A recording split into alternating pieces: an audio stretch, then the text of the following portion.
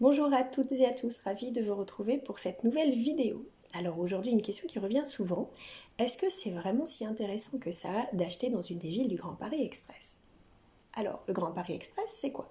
Eh bien c'est un réseau de transport public d'environ 200 km de lignes automatiques avec 4 nouvelles lignes de métro, 15, 16, 17, 18 et le prolongement de 2 lignes existantes, la 11 et la 14. Et tout ça organisé autour de 68 gares dont beaucoup sont des nouvelles gares. Les premières mises en service, elles ont lieu environ en 2024 et les dernières environ en 2030, c'est-à-dire demain. Donc si on réfléchit en termes de plus-value, sachez qu'elles sont déjà plus ou moins intégrées dans les prix.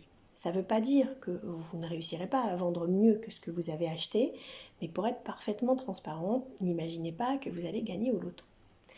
Maintenant, le Grand Paris Express, c'est intéressant parce que ça va permettre d'avoir un petit peu plus de stock. En effet, sur Paris et la première couronne, ça devient vraiment très compliqué de trouver du foncier, de trouver du terrain disponible. Donc, avec le Grand Paris Express, on s'éloigne un petit peu et donc on trouve des solutions. Maintenant, ces solutions, ce sont souvent d'anciennes friches industrielles, donc à terme, elles seront proches des gares, donc d'un réseau de transport, mais en attendant, elles sont souvent un petit peu loin de tout, donc loin des commerces et loin des transports.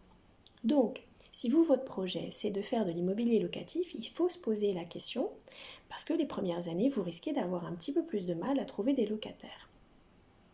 Maintenant, les prix au mètre carré sont intéressants, donc oui, ça se regarde au cas par cas, mais il faut vraiment l'analyser par rapport à ce que vous voulez en faire et par rapport à votre budget. Voilà, j'espère avoir répondu sans langue de bois à cette question. N'hésitez pas à mettre en commentaire ce que vous en pensez. Et puis, si pour les semaines prochaines, vous voulez que l'on aborde un thème spécifique, c'est pareil, vous les laissez en commentaire, je vous ferai des vidéos sur mesure. La semaine prochaine, on se retrouve autour d'une question qui est également très pratique. C'est si j'achète de l'immobilier nu, notamment dans le cadre d'un Pinel, est-ce qu'il faut que je fasse une cuisine, donc que j'installe des meubles et de l'électroménager ou pas? Voilà. En attendant, je vous souhaite à toutes et à tous une très bonne semaine. Au revoir.